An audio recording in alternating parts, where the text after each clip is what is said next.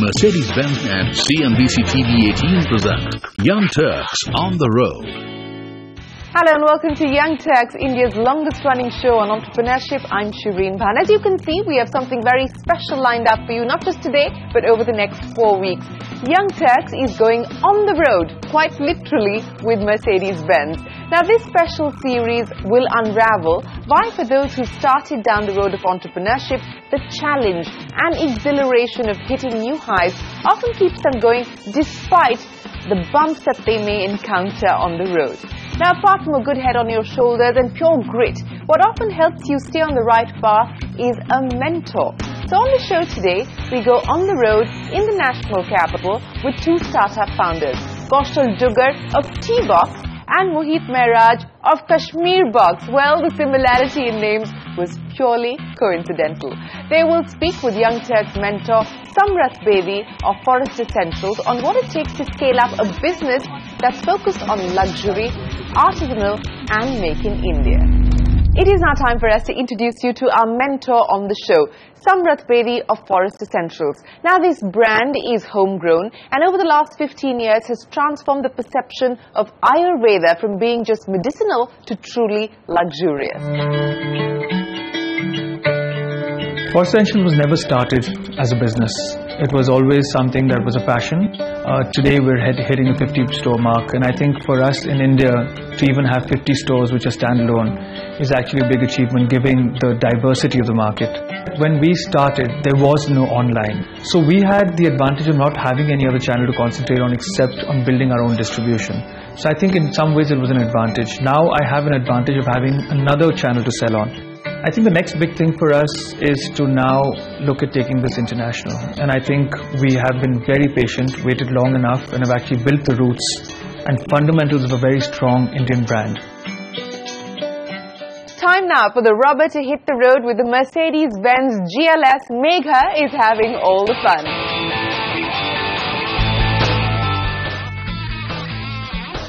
Well, it is something driving an SUV this size and this luxurious, but with the 5 dynamic select driving modes, I wonder if purists would say I'm driving at all. Well, I've already told you about the dynamic driving modes and it makes it a breeze for me to drive this car. What it also does is that it makes it easier for me to introduce Muheet Mehraj of Kashmir Box. Let me first start by asking you about Kashmir Box. Tell us more about that. Megha, to start with, Kashmir Box is an initiative that started around 5 years back. I was in my college when we really started thinking about building a brand from Kashmir, effectively looking at building a marketplace that sells Kashmiri products. We came to realize that there are around 8,000 to 10,000 stores globally selling just Kashmiri handicrafts, but there was negligible presence on the internet. And then when we started talking to the artisans, because we wanted to source directly from these artisans who make the product, we came to realize that these artisans today are earning anywhere between 150 to 250 rupees a day, which is not even enough for their sustenance. So from our perspective, we looked at it as an opportunity and said that Kashmir Box doesn't need to be an option today. It is a necessity. So as far as our model is concerned, yes, we are focusing both on B2B as well as B2C. But the thing with B2B is that, the numbers are there. So when we are working with our artisans, we see a lot of artisans getting portfolio businesses from the partnership that we do. I see a lot of opportunity for me to learn from Samrath about fundraising and effective utilization of funds. What kind of people should we work with? What kind of investors should come on board of Kashmir Box? How should we really look at international expansion? What are the ways that we should look at? What are the business models that we should look at?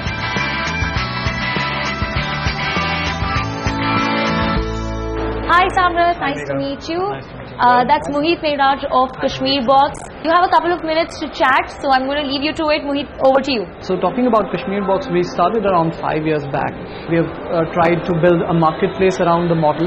Apart from that, what we have also been able to do is connect these artisans and craftsmen to global brands, say brands like Vivienne Westwood and Anthropology. I think what you guys have done is fantastic. I think keeping a social aspect of it and looking at the people who are actually producing it and seeing that the benefits go back to them I think is a very, very key component of your branding. Exactly. You have to be very careful of how you're going to actually portray it, because Kashmir has been, in the market for many, many years now. It is. From the rugs to the shawls to walnuts to saffron. Great. So how you're going to take it and portray it to the world, and how you intend to actually position it is going to be very, very key. So we wanted to raise some funds for this initiative so that we can take it to the next level. My question to you, Samrath, is that what kind of value addition, apart from the money, should we expect from investors who would come on the board of Kashmir Box? From what we've seen in the last 3-4 years, that there was a lot of money thrown in the market. You saw it in the e-commerce and online, and the idea was just to grab market share. So a lot of money went into this market. But the problem is that if you're looking at it from a purely perspective of numbers, then it's an issue for any normal traditional investor, because what he's going to look at is your profits, your margins, your revenue, your projections. And I think for a business like yours, while I have seen some pretty robust projections, it's very important that someone buys into the story. You need a very patient, you need a passionate investor, someone who basically will say that this is something that I'm going to give my time to. I think the key word here is brand. What you have to build at the end of the day is a brand. So we started off working with the toughest geography in India, and we thought if we are a success in a geography like Kashmir, we can be a success anywhere. Sure. And at the end of the day, the idea is to build an India box moving forward. So from that perspective, when we reach out to investors, so what suggestions would you make, from the valuations perspective? Depending on the euphoria in the market, it can be at 5 times, it can be at 10 times, it can be anything if everyone's feeling very buoyant about the economy. With your business, I think, rather than looking for a traditional investor, central funds, there must be many, many projects out there which they're willing to look at in terms of, even if you take it as debt, in terms of a very low interest loan, I still think with the numbers involved, it's still doable. It doesn't necessarily have to be venture capital at this point. Another point I can tell you is, I think family wealth offices, where they don't purely look at just only looking at pure returns and numbers, but are looking actually in terms of actually promoting certain things. As I see that there is a lot of similarity between Kashmir Box and Forest Essentials in a sense when we are trying to build a brand. So Kashmir Box also has gone global and partnered with some of the leading global brands. So I would want you to, really share some of the experience that you have had while you were trying to go global. A lot of people are averse to partnerships or feel, will it work out, will it not work out? Even as far as your money is being taken, you think, is it worth doing it or not? In my experience, the partnership has been fantastic. We tied up with the Estee Lauder group, for us running India operations and seeing how that works, and for us to learn on a global scale in terms of quality control, in terms of understanding how to actually position the brand going in the future. I think it's very good learnings on this. Although I think the brand, it's important for it to have a strong base in India before you take it global. But I think what's happening is it's becoming a smaller world now. So with the internet, with social media, I think it's very, very, very important that you understand how you're going to position your brand. Another key component is the story. Because coming back to both investment and coming back to your strategic partnerships or your global partnerships, it's very important for them to understand the potential through the story that you're trying to sell. And ultimately, it is a story that you are trying to sell. Although Kashmir has humongous potential as far as the product is concerned, but that never really has been a design intervention. So there is huge potential in going to multiple geographies also and looking at that geography and creating a specific product which is suitable for that geography. So how do you look at it? I think that design, positioning and branding is going to be very key in what you do forward. At the end of the day, a pashmina can be sold as low as $10 to $500. But the point is that what are you bringing to the table? Right? Because if you're just going the same old colors and you're going to be selling it to another brand, there is no actual USP that you're going to add on.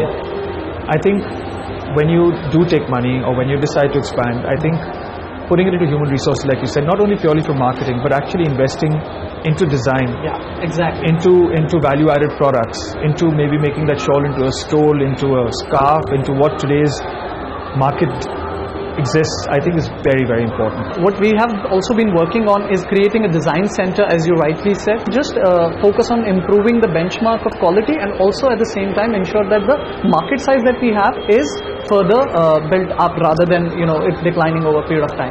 I would suggest be the trendsetter. Exactly. As a brand, even for us, detailing is very, very important. The amount of detailing we go into is incredible, and I think that's something that you should look. A box is not a box. right? Every single detail of that box, every single detail of how you're going to ship it, how it's going to arrive with the consumer, how you're treating a consumer, supply chain. These are the things that matter. Volumes come later. But if you put these fundamentals into place now and not worry about volumes, but actually look at how you're going to actually make your business the best business in its size right now, is the way to look forward. Great. Thank you so very much. You're very welcome.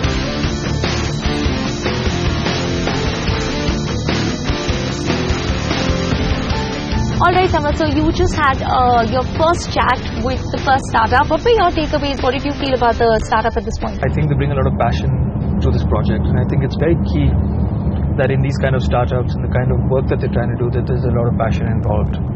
I think they're up against the fact that Kashmir has been sold for many, many years, not only in India but around the world globally. So they have to be very, very careful of how they're going to actually position this. Right. My takeaway is that they need to focus very clearly on what their vision is and what they want to achieve out of this. Make sure that your story is correct, the packaging, the design, the branding, the positioning, the product range, who you're working with, the story that you have. Because I think every brand should have a story. And what makes a brand special is the story. So if you chase numbers right from the start, it doesn't work. But should they look at funding right now, or should they look at something bigger, that is brand building? Funding is a catch-22 situation. It could be looked at from both points of view. If I was sitting on the outside, I'd say absolutely not. He should concentrate on what he's doing and let the business run a little longer and actually attract an investor rather than go looking for it. Having said that, operating funds, your current investors putting more money in, how to run the operation for another, about of 5 years again, that all comes into question. But if he had a choice, and if it's possible for him to actually put more work into it in terms of the focus, the branding, the marketing, the story that he wants to create, I think he should wait. Is that the strategy that you had adopted for Forest Essentials as well? You did bring Estee Lauder on board. Did you go looking for them, or did that just happen? We never went looking for money. 2007, 2008, when we were approached by Estee Lauder, it was a wonderful opportunity. Estee Lauder is one of the largest beauty brands in the world, and it has the most iconic brands underneath it. And I think that was something that was very interesting for us, because again, like I am telling Muheet, it's the vision that you have. We're very clear that we would like to take Ayurveda global, and having a partner like this makes it possible. The devil is in the details. I mean, literally everything is about details. Mercedes Benz and CNBC TV 18 present Young Turks on the Road.